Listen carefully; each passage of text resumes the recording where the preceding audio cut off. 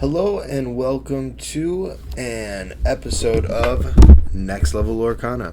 Today we have the next level deck.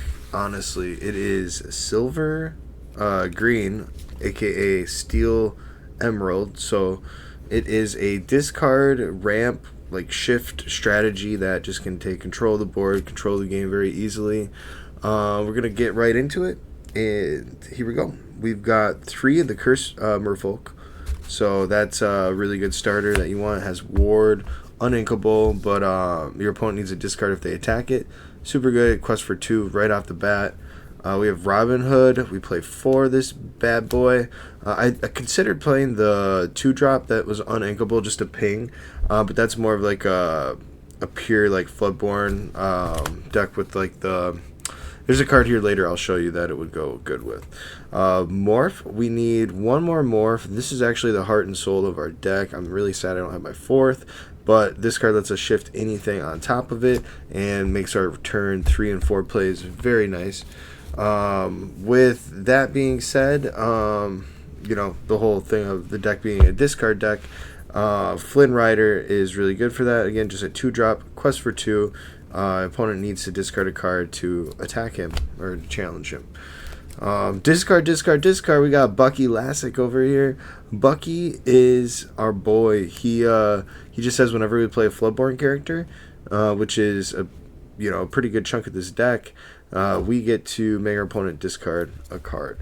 So it just seems like the good cards are like endless, and these are all 1 and 2 drops. So you're gonna be able to play like all of these cards like right away in the game, which is really nice. So Ursula is a really great card because it lets you peek at your opponent's hand. Just if this card did that, that'd be amazing. Like, that's good enough. But it lets you rip a song. So like to be prepared, grab your sword, even the smaller stuff, the 1-2 drops. It's just really good. Sudden Chill, some pretty crazy combos with this card. It's just a good 1-for-1. It's a good ink, honestly, too. You might want to just hold it just to ink it. So there's some pretty good cards like Prince John that combos with this, just letting you replace itself, or having the Ursula on board, the 3-drop Ursula lets you discard 2 cards, which is really good because when you're already discarding, like, your opponent's resources just dwindle so fast, and they really usually hold on to the last 1 or 2 cards is like really good. So this is a great way to hit that. Strike a good match. It's our little bit of draw power. I'd like to possibly play either more of this or none of it at all, but it just seems too good with Ursula to go like a free +2 for 2, just filtering out bad cards that are uninkable. I believe we have about 16 uninkables currently in the deck. So Ursula, we sadly have 1. We're picking up 2 tomorrow, and then going to purchase 1 more. So we'll have our playset. I'm only sticking with 2 Benja. I might even cut this completely. The 2 quest is nice. The way to ink it is nice. It's a really nice generic card, but I do feel like there could be better cards. This could be Strike a Good Match, just digging me into more powerful cards, filtering out the hand. Prince John has Ward, replaces cards. Whenever we discard an opponent's card, we draw a card. We need 4 of this card. This is the heart and soul of the deck. It is hard to pull. I pulled these 2 out of 3 boxes. Kind of crazy. Let the Storm Rage On. This card lets you deal 2 damage and draw a card. It's not inkable, but you want to hold on to this usually. It pairs with your Ursula, and I don't know if I said it. Ursula lets you copy anything that you sing with it twice. Basically play it again from your graveyard. So you go like deal 2 damage, draw a card. Deal 2 damage, draw a card. Like for free, basically. So that's really good on turn 4. Just to control the board, and then you have like, you drop your beast, and it's just GG's. Rise of the Titans. So Rise of the Titans is a card to get over the Queen's Castle. A really powerful card in a certain matchup, but also just as acting as our 3rd and 4th Benja, just for that option. We can ink it, and usually you're going to be inking this or Benja, because most of your opponent's decks aren't going to actually have items or locations. Chief Bogo, this card, we might actually go to playing more of this card whenever you play a Floodborn character. You need to deal 1 damage to all of your opponent's character, all your opponent's yeah, characters. So this and pair with Bucky anytime. If this is on the field, if Bucky's on the field, I mean, every single card you're about to see here through on out is Floodborn. So it just sets up some really nasty combos. This paired with Tink is really nice. And then itself can just quest for 2 as a 2/4. Really solid dude. I like Chief Bogo. Frere Truck. This dude is, you know, very tuck. Like, get tucked. What else can I say? You summon him, and if you're... He rips whoever has more cards in the hand. Obviously, if you had more cards in your hand, you would just, like, ink him. And then if your opponent has more cards in their hand than you do, you just get to rip one. And it goes with your ripping strategy. Don't know if we want to play more. There's so many good cards in different lines of, like, you know, things that we can play in this deck. We need more Beast. I did order 2 Beasts. They are coming in the mail. This is my only one I have. I don't know if I'm going to play 4 yet. I'm trying a lot of different other techie things. So I feel like just 3 is enough. But that shift on turn 3 is just insane. Like, to be honest with you, to be able to shift this on turn 3, that's not fair. Come on now.